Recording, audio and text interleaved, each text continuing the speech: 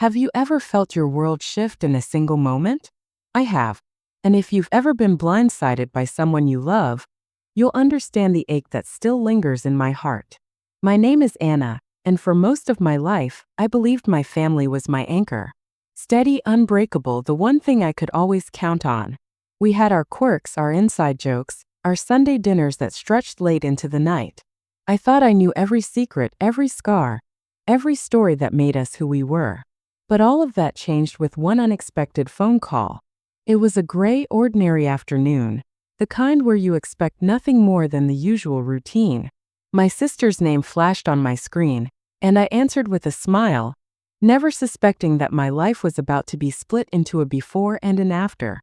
Her voice trembled as she said, "We need to talk. There's something you need to know." In that instant, my heart pounded with a mix of dread and disbelief.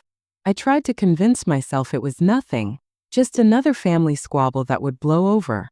But deep down, I sensed the ground shifting beneath me.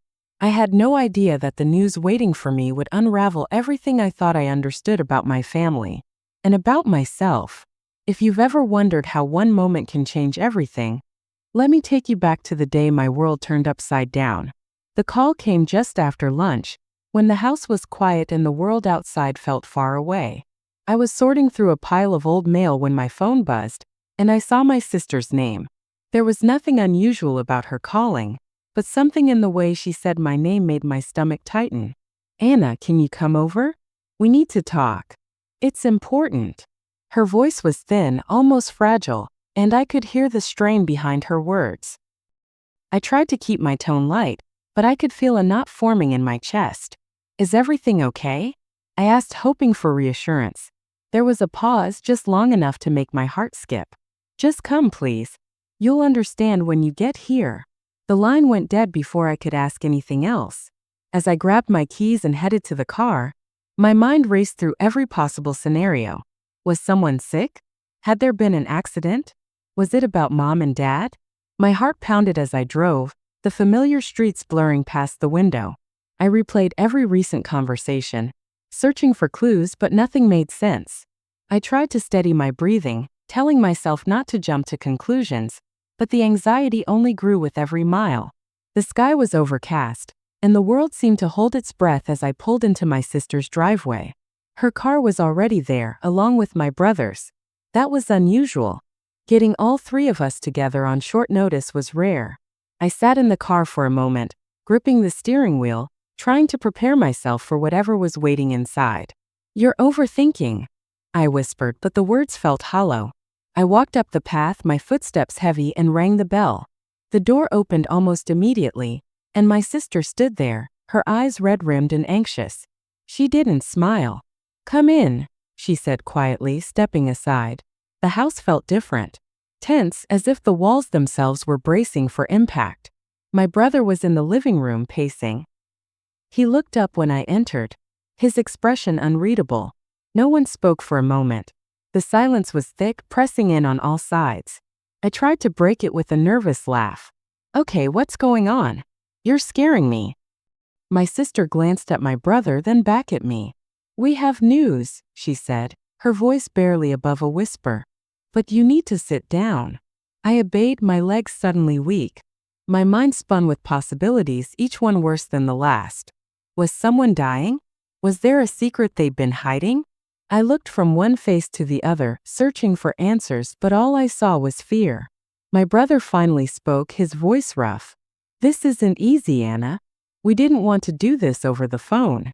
He paused, swallowing hard. "But you deserve to know the truth." I felt my breath catch. The truth. What truth? My heart hammered in my chest, and I could feel the blood rushing in my ears. I wanted to scream, to demand they just say it, but I was frozen, caught between dread and disbelief. My sister reached for my hand, her grip trembling. "Please just listen. We're here for you no matter what." Her words only made the fear worse. I nodded, unable to speak. In that moment, I realized that whatever they were about to tell me would change everything. I had no idea my life was about to change forever. The room seemed to close in around me, and I braced myself for the words that would unravel the world I thought I knew. The words hung in the air, heavy and impossible. My sister's voice trembled as she finally spoke. Anna, there's something we've been keeping from you. It's about Dad. My heart lurched. I looked at my brother, searching his face for reassurance, but he only looked away, jaw clenched. My mind raced, desperate to fill in the blanks, but nothing could have prepared me for what came next. My sister took a shaky breath. Dad, he's not your biological father. The world seemed to tilt. I stared at her, uncomprehending, as if she'd started speaking another language. What are you talking about? I managed, my voice barely more than a whisper. My brother finally met my eyes, his own brimming with tears. It's true, Anna. Mom told us years ago, but she made us promise not to say anything until you were ready. But with everything going on, we couldn't keep it from you any longer. A cold wave of disbelief washed over me. I shook my head, refusing to accept it. No, that's not possible. Why would you say something like that? My sister reached for my hand, but I pulled away, the sting of betrayal burning in my chest. Why would you keep this from me? How could you? My voice cracked and I felt the first hot tears spill down my cheeks. My brother's voice was thick with emotion. We didn't want to hurt you. We thought it was for the best. But you deserve to know the truth. I stood up abruptly, pacing the room, my thoughts a tangled mess. Every memory, every family photo, every moment with Dad flashed before my eyes, suddenly cast in a new uncertain light. So who is my father? I demanded, my voice rising. Do I even know him? Does he know about me? My sister shook her head, tears streaming down her face. Mom never told us much. She said it was a mistake, something she regretted, but she loved you so much. Dad loved you as his own. He still does. The words felt hollow, a poor attempt to patch a wound that ran too deep. I pressed my hands to my face, trying to steady my breathing, but the room felt too small, the air too thick. My brother tried to comfort me, but I recoiled, anger flaring. You both knew. You both lied to me. For years. My voice was raw, edged with pain. How am I supposed to trust you now? The silence that followed was suffocating. My sister sobbed quietly, while my brother stared at the floor, guilt etched into every line of his face. I sank onto the couch, numbness settling over me. My mind replayed every moment I'd ever doubted my place in the family, every time I'd felt different or out of step. Was it all because of this secret? Had everyone been pretending all along? I wanted to scream, to run, to disappear. Instead, I sat there, shattered, as my siblings tried to explain. We were scared, Anna, my sister whispered. We didn't want to lose you.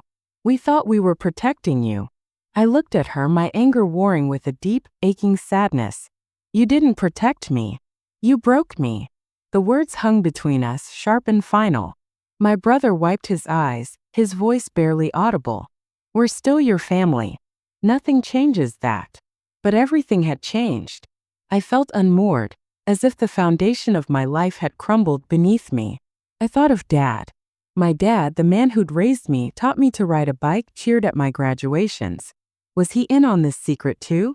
Did he see me differently now? I wanted answers, but I was afraid of what I might find. The betrayal cut deep, not just because of the secret, but because of the years of silence, the choice to keep me in the dark. I wondered how many family gatherings, how many holidays, had been shadowed by this unspoken truth. As the initial shock faded, a new emotion took its place: grief. I grieved for the family I thought I had, for the certainty I'd always felt. I grieved for the trust that had been broken, for the innocence that was gone. My siblings sat with me in silence, each of us lost in our own pain. Finally, my sister spoke, her voice barely more than a whisper. We're so sorry, Anna. We love you. Please let us help you through this. I looked at her, my heart aching. I wanted to believe her, to reach for the comfort she offered, but I wasn't ready. Not yet. I wiped my tears, forcing myself to breathe. I need time, I said quietly. I need to think. My brother nodded, understanding. Take all the time you need. We'll be here. I stood, feeling the weight of their eyes on me as I walked to the door.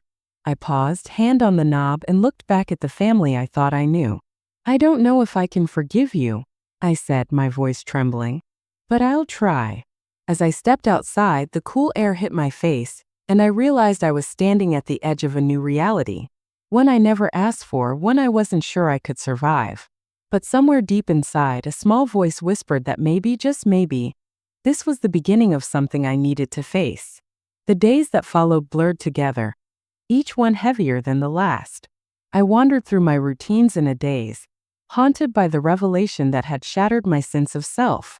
Every time my phone buzzed, my heart leapt with hope and dread, wondering if it would be my sister or brother reaching out again, or maybe even Dad. But I couldn't bring myself to answer. I needed space, but space only made the questions louder. I replayed the conversation over and over, dissecting every word, every glance, every hesitation. I tried to remember moments from my childhood. Was there ever a hint, a slip, a look that should have told me the truth? The more I searched, the more I doubted my own memories. I started to wonder if I ever really knew my family at all. When I finally called my sister back, my voice was cold, unfamiliar even to me. "Why now?" I asked. "Why did you wait so long?"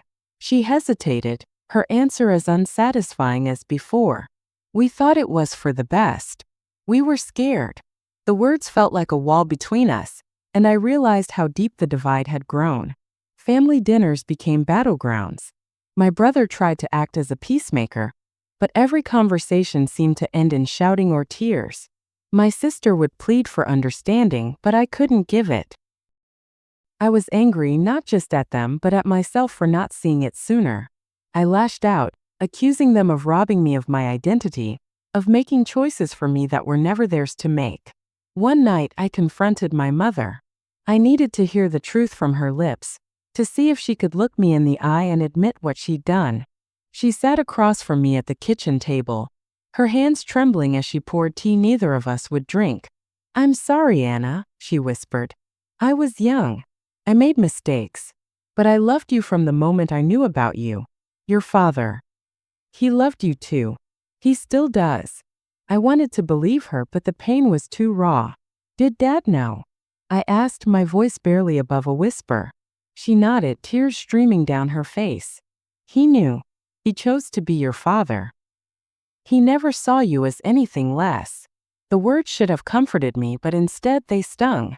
I felt like a stranger in my own life, an imposter in the family I thought was mine. The news spread through the family like wildfire. Cousins called, aunts and uncles sent messages, some offering support, others prying for details. I felt exposed, as if my private pain had become public property. Some relatives took my side, insisting I had a right to be angry. Others defended my mother, saying she did what she thought was best. The family fractured along old fault lines, resentments resurfacing that had nothing to do with me. At a family gathering, the tension was palpable. My aunt cornered me in the hallway, her voice low and urgent. "You need to forgive your mother.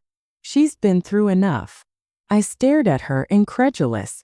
"What about what I've been through?" I shot back. "Does that not matter?" She shook her head, disappointment etched in her features. "You're overreacting," she said, her words sharp. "Am I? Or have you just never listened?" I replied, my voice trembling with anger. The argument echoed in my mind long after she walked away.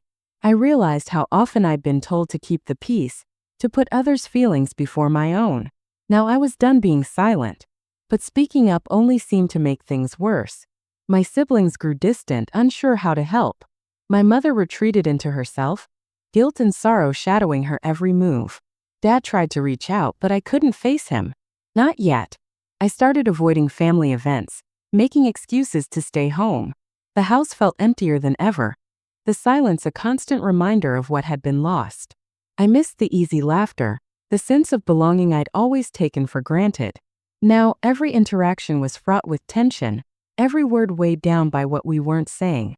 Old wounds resurfaced, wounds I thought had healed long ago.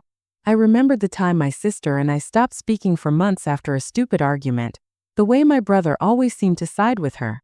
I wondered if those rifts had been deeper than I realized, if they'd always known something I didn't. The past felt like a puzzle I could never solve. I tried to distract myself with work, with friends, with anything that would keep my mind from circling back to the pain. But even in the company of others, I felt alone. I couldn't talk about what was happening. Not really. How do you explain to someone that your entire life has been built on a secret?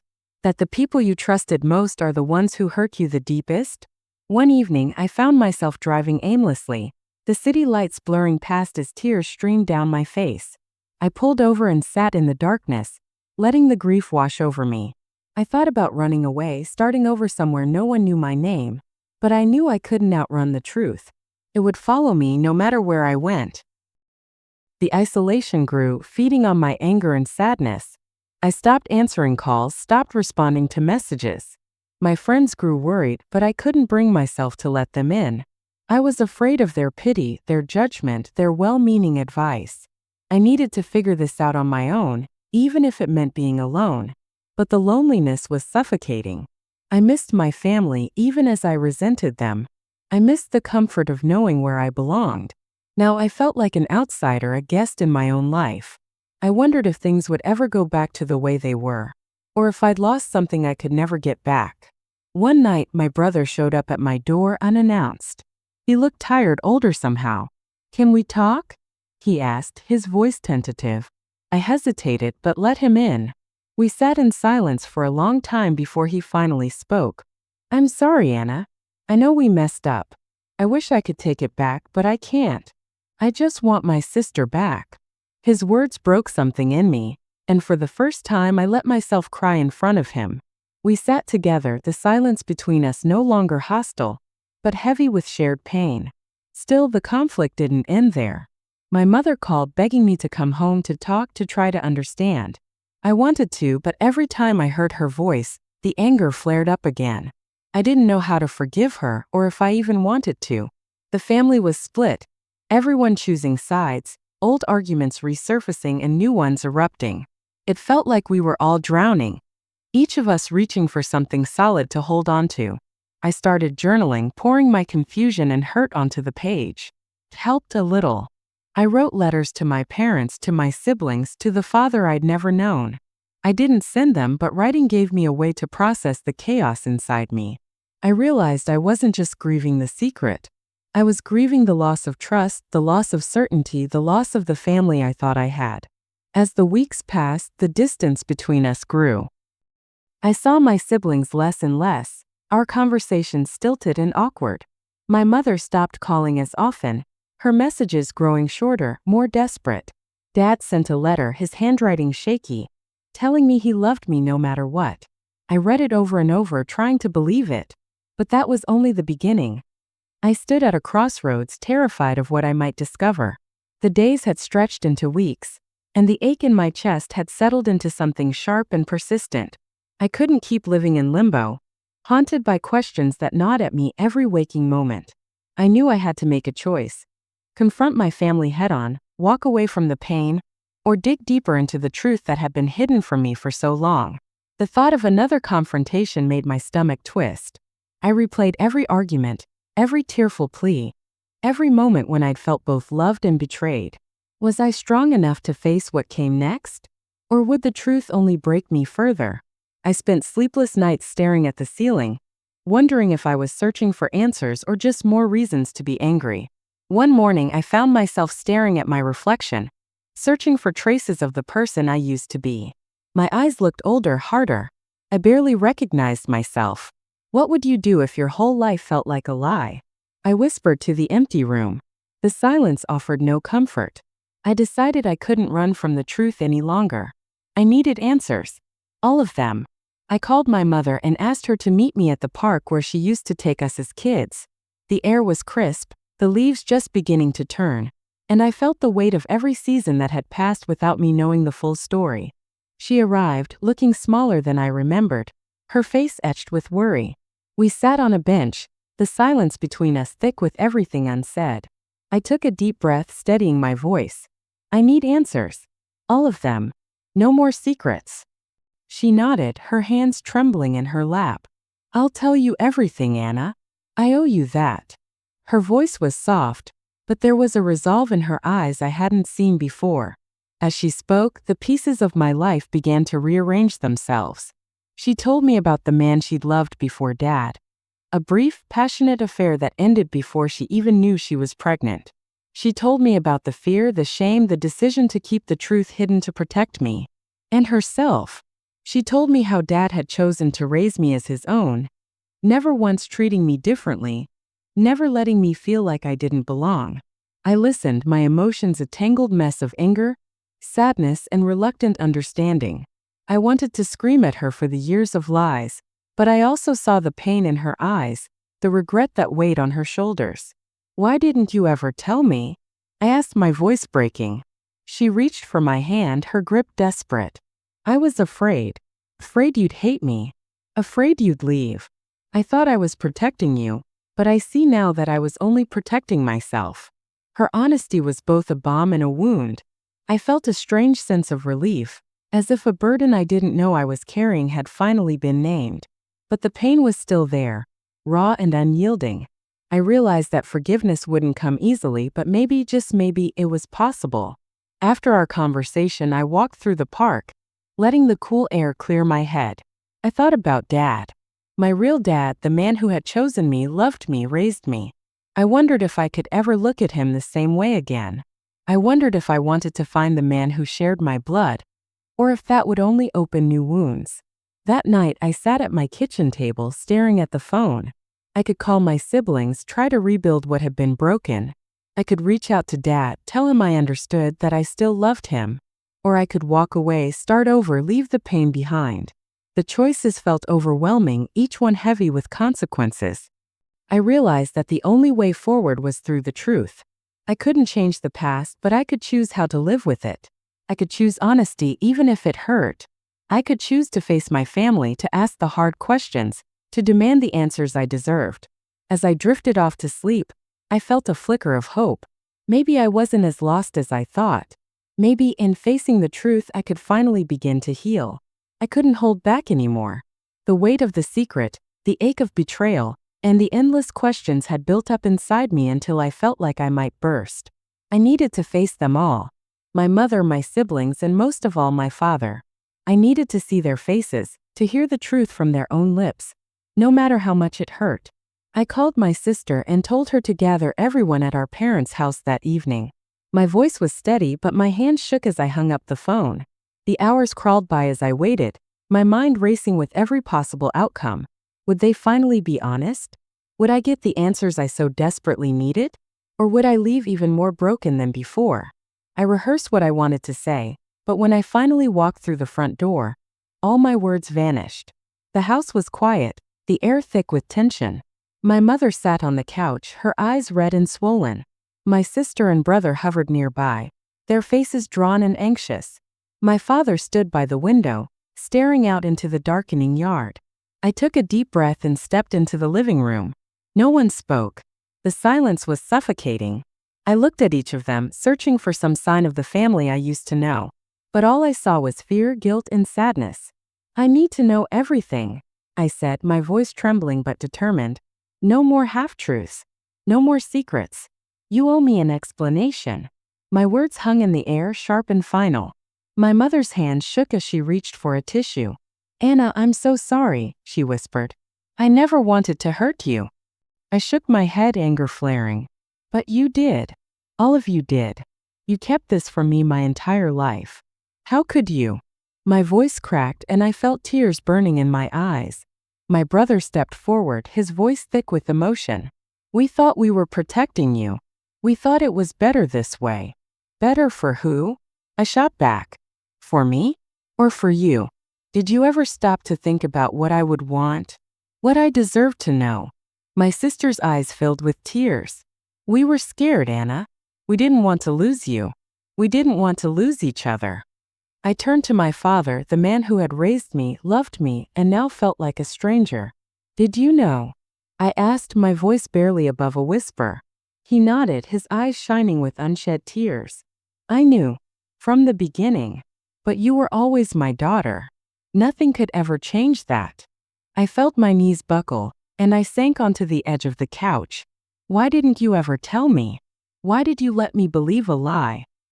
He knelt in front of me, his hands trembling as he reached for mine. "Because I was afraid. Afraid you'd feel different, that you'd pull away. I loved you too much to risk losing you." The room was filled with the sound of quiet sobs. My mother wiped her eyes and tried to explain. "I made mistakes, Anna. I was young and scared. I thought I was doing the right thing.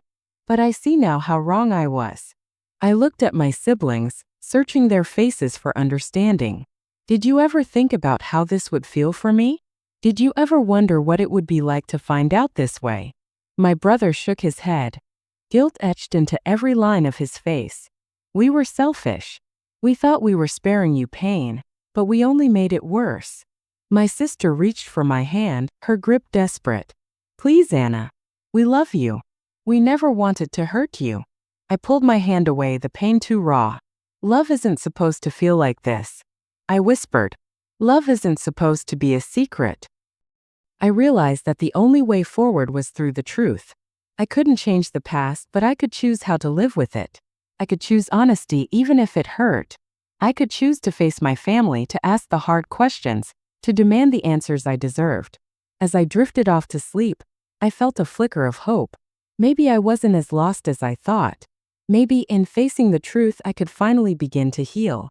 I couldn't hold back anymore. The weight of the secret, the ache of betrayal, and the endless questions had built up inside me until I felt like I might burst.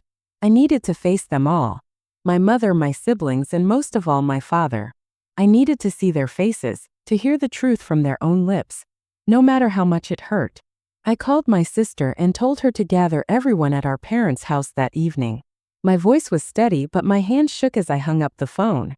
The hours crawled by as I waited, my mind racing with every possible outcome. Would they finally be honest? Would I get the answers I so desperately needed?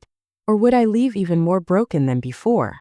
I rehearsed what I wanted to say, but when I finally walked through the front door, all my words vanished. The house was quiet, the air thick with tension.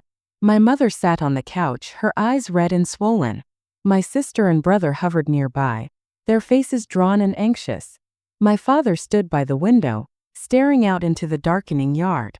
I took a deep breath and stepped into the living room. No one spoke. The silence was suffocating. I looked at each of them, searching for some sign of the family I used to know. But all I saw was fear, guilt, and sadness. "I need to know everything," I said, my voice trembling but determined. "No more half-truths. No more secrets. You owe me an explanation." My words hung in the air, sharp and final. My mother's hand shook as she reached for a tissue. "Anna, I'm so sorry," she whispered. "I never wanted to hurt you." The days after the confrontation felt like moving through a fog. I woke up each morning with a heaviness in my chest, the echoes of our words still ringing in my ears. I felt like I was drowning in grief and anger, unable to find solid ground. The house was quieter than ever, every room filled with the ghosts of what had just happened. I avoided my phone, unable to face the flood of messages from my siblings and parents. I needed space. I couldn't do this right now. My sister texted me every morning, her words desperate and apologetic. "Please, Anna, talk to me. I'm so sorry. I miss you." My brother called, leaving voicemails that started strong but always ended in tears. My mother sent long emails, pouring out her regret and begging for forgiveness. Even my father, who had always been so steady, seemed lost. He left a note on my doorstep. "I love you, Anna. I always have. Please don't shut me out." But I couldn't respond. I felt raw, exposed, and utterly alone. I wandered through my days in a daze, unable to focus on work or friends. I replayed the confrontation over and over, wondering if I'd said too much or not enough. Was this the end of my family as I knew it? The question haunted me, keeping me awake at night. The fallout spread beyond our immediate family. Word got out. First to a cousin, then to an aunt, and soon the entire extended family seemed to know. Some relatives reached out with sympathy, while others called to gossip or judge. I felt like my pain was on display, a spectacle for everyone to dissect. At a family gathering, an aunt pulled me aside, her voice low. "You need to forgive them, Anna. Family is everything." I wanted to scream. Did anyone care about what I was feeling? My siblings tried to visit, but I couldn't face them. When my sister showed up at my door, I barely opened it. I need space, I said, my voice flat. I can't do this right now. She nodded, tears streaming down her face, and left without another word. My brother sent flowers, but I left them on the porch until they wilted. I wasn't ready to let anyone in. My parents' marriage began to unravel under the strain. I heard from my brother that Dad had moved into a hotel for a while, unable to bear the tension at home. My mother stopped answering calls from relatives, retreating into herself. The family group chat went silent, a digital graveyard of what we once had. I tried to distract myself with work, but even that felt pointless. My friends noticed the change in me, but I brushed off their concern. Just family stuff, I'd say, forcing a smile. But inside I was falling apart. I missed the comfort of belonging, the certainty of knowing who I was and where I fit. Now everything felt fractured. One night I sat alone in my living room, surrounded by old family photos. I picked up a picture of us at the beach. Mom, Dad, my siblings, and me all smiling, arms around each other. I stared at it for a long time, trying to reconcile the happy faces with the pain I felt now. Was it all a lie? Or was there still something real beneath the secrets? The loneliness was suffocating. I wanted to reach out to ask for help, but I didn't know how. I was angry at my family, but I was also angry at myself for needing them. I wondered if things would ever go back to the way they were, or if I'd lost something I could never get back. As the days turned into weeks, the silence between us grew. My mother sent one last message. I'll always be here when you're ready. My father stopped calling, his absence a new kind of pain. My siblings drifted away, each of us nursing our own wounds. I realized that healing wouldn't come quickly if it came at all. The secret had changed everything, leaving scars that might never fully fade. I didn't know what the future held, but I knew I couldn't keep living in the past. I had to find a way forward, even if it meant doing it alone. In the weeks that followed, the silence in my life became unbearable. I realized I couldn't carry the weight of my family's secret alone anymore. One evening, after another sleepless night, I reached out to my closest friend, desperate for someone to understand. I texted her simply, "Can we talk?" She replied instantly, inviting me over without hesitation. Sitting on her couch, I finally let the tears fall. I told her everything. The secret, the confrontation, the fallout, and the ache of feeling lost. She listened without judgment, her presence a steady comfort. When I finished, she hugged me tightly and whispered, "You're stronger than you think." For the first time in weeks, I felt a flicker of hope. Encouraged by her support, I decided to see a therapist. Walking into that first appointment, I was nervous and unsure, but I knew I needed help to untangle the mess inside me. The therapist's office was warm and inviting, a safe space where I could finally say the things I'd been too afraid to admit, even to myself. I talked about my anger, my grief, and the sense of betrayal that wouldn't let me go. She listened patiently, helping me see that my feelings were valid, that healing would take time. Through our sessions, I began to understand that my pain was not just about the secret itself, but about the loss of trust and certainty. I learned to give myself permission to grieve, to feel angry, and to set boundaries with my family. I realized that I didn't have to forgive them right away, or even at all if I wasn't ready. Healing was my journey, and I could take it at my own pace. I also joined a support group for people dealing with family estrangement and betrayal. Hearing others share their stories made me feel less alone. We laughed, cried, and encouraged each other, finding strength in our shared vulnerability. One woman told me, "It's okay to rebuild your life on your own terms." Her words stayed with me, a reminder that I could create a new sense of belonging, even if it looked different from what I'd always known. Slowly, I started to believe I could get through this. I began to take small steps toward rebuilding my life. I spent more time with friends, rediscovering the joy of simple moments. Coffee dates, long walks, quiet evenings filled with laughter. I poured my feelings into journaling, letting the words flow without judgment. Each page was a step toward understanding myself, toward making peace with my story. There were still hard days, moments when the pain felt fresh and overwhelming, but I learned to reach out instead of retreating. I called my friend when I needed to talk, scheduled extra therapy sessions when the grief threatened to swallow me. I let myself cry, but I also let myself hope. One afternoon, I sat in the park, watching families play and couples stroll by. I realized that, despite everything, I was still standing. I had survived the storm, and though I was changed, I was not broken. I thought about my family, not with anger, but with a kind of bittersweet acceptance. We were all hurting, all trying to find our way through the wreckage.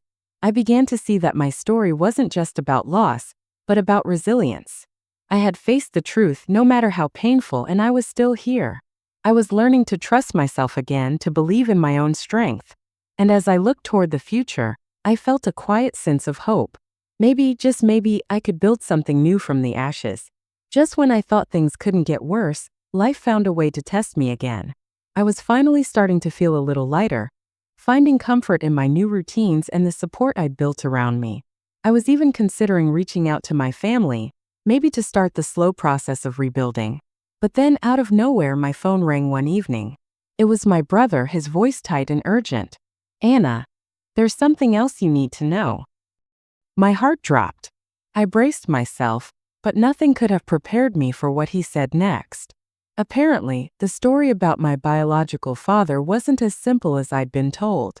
My mother had left out details, important ones. My brother had discovered through a distant cousin that my biological father had tried to contact my mother years ago, wanting to know about me. She had refused, shutting him out completely. The truth was, he had wanted to be part of my life, but she'd made the decision for both of us. I felt the old wounds rip open all over again. The anger, the betrayal, the sense of being robbed of choices that should have been mine. It all came flooding back. I couldn't believe my mother had kept this from me, even after everything had already come to light. I thought we were finally being honest with each other, but it turned out there were still layers of secrets between us.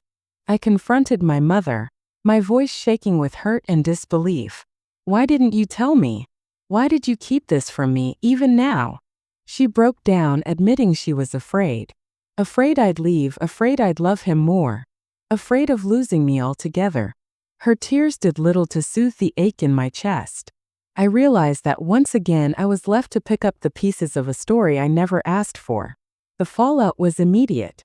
My siblings were furious with our mother for hiding the truth, and the fragile peace we'd started to build began to crumble. Old arguments resurfaced and new ones erupted. The support group I'd come to rely on became my lifeline. But even there, I struggled to find the words to explain this new layer of pain. I started to question everything all over again. Was there anything left that I could trust? Would I ever feel whole? Or would I always be defined by the secrets and choices of others? The progress I'd made felt like it was slipping through my fingers, replaced by a fresh wave of grief and confusion. I thought I'd hit rock bottom, but I was wrong. This time I refused to be silenced. The pain, the confusion, the endless cycle of secrets and half-truths. I was done letting them define me. I realized that if I wanted peace, I had to claim it for myself. I couldn't wait for my family to hand me closure or honesty. I had to demand it, even if it meant risking everything that was left between us. I called a family meeting, insisting that everyone be there. My mother, my father, my brother, and my sister. I chose a neutral place, a quiet cafe where we couldn't raise our voices without drawing attention. My hands shook as I waited for them to arrive, but my resolve was stronger than my fear. I rehearsed what I needed to say, determined not to let my emotions derail me this time. When they all sat down, the tension was thick enough to choke on.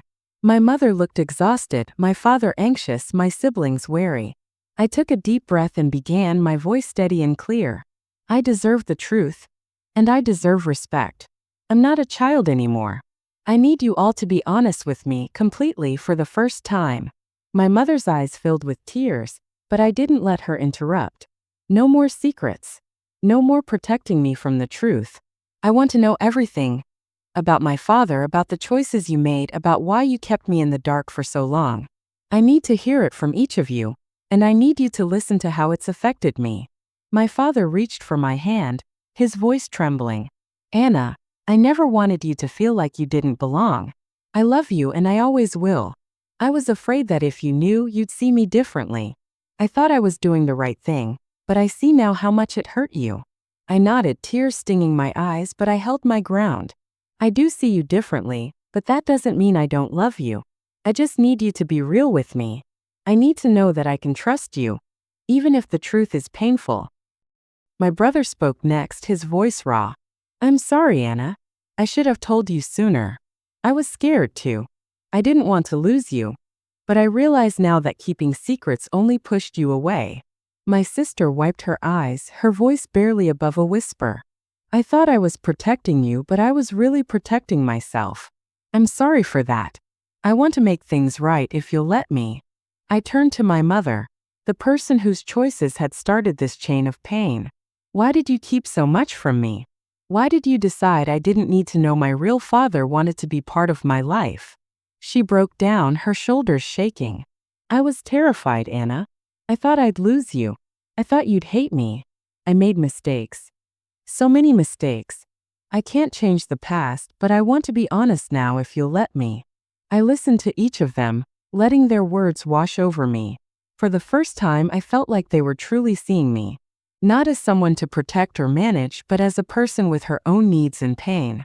I realized that I had a choice. I could keep letting their decisions define me, or I could take control of my own story. I stood up, my voice strong. I can't promise to forgive you right away. I can't promise that things will ever go back to the way they were.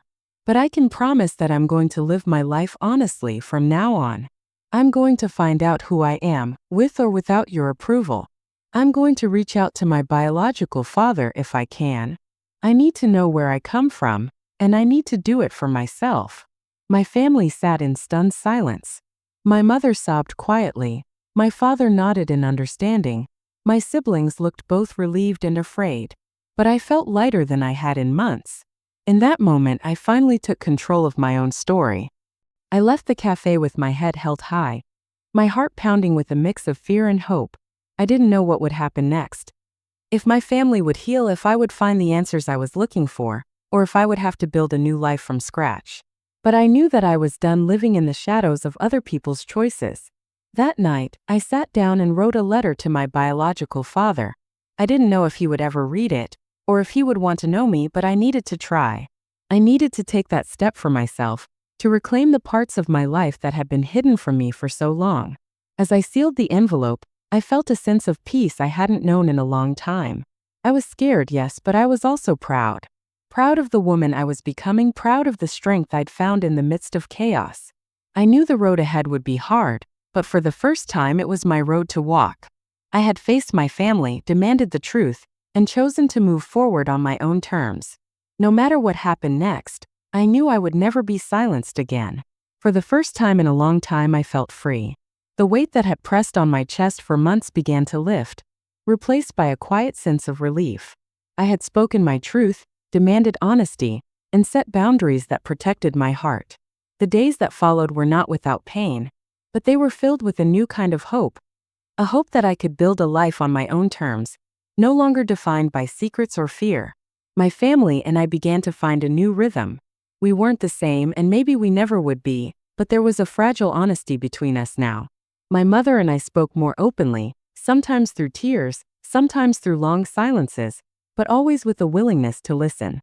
She apologized again and again, not expecting forgiveness, but hoping for understanding. I told her, "We may never be the same, but I know who I am now." She nodded, her eyes shining with both sorrow and pride. My father and I started to rebuild our relationship, one conversation at a time. He told me stories from my childhood, moments I'd forgotten or never known, reminding me that love is built on more than blood. My siblings and I found our way back to each other slowly with patience and honesty. We laughed about old memories, cried over what we'd lost, and promised to do better for each other moving forward. I reached out to my biological father, sending the letter I'd written. Weeks passed before I received a reply, but when it came, it was filled with warmth and curiosity. He wanted to know me, to hear my story, to be a part of my life if I was willing. It was overwhelming, but it was also a gift. A chance to fill in the missing pieces of my identity. Through it all, I leaned on the friends and support systems I'd built. I realized that sometimes the family you choose is just as important as the one you're born into. My friends became my anchors, reminding me of my worth and my strength. My therapist helped me navigate the complicated emotions, teaching me that healing is not a straight line, but a journey with setbacks and triumphs. I learned to set boundaries, to say no when I needed to, and to protect my peace. I forgave when I was ready, not because I was asked to, but because I wanted to let go of the anger that had held me captive. I accepted that some wounds would never fully heal, but that didn't mean I couldn't move forward. As the seasons changed, so did I. I found joy in small things again. A walk in the park, a shared meal, a quiet evening with a good book. I looked in the mirror and saw someone stronger, wiser, and more compassionate than before.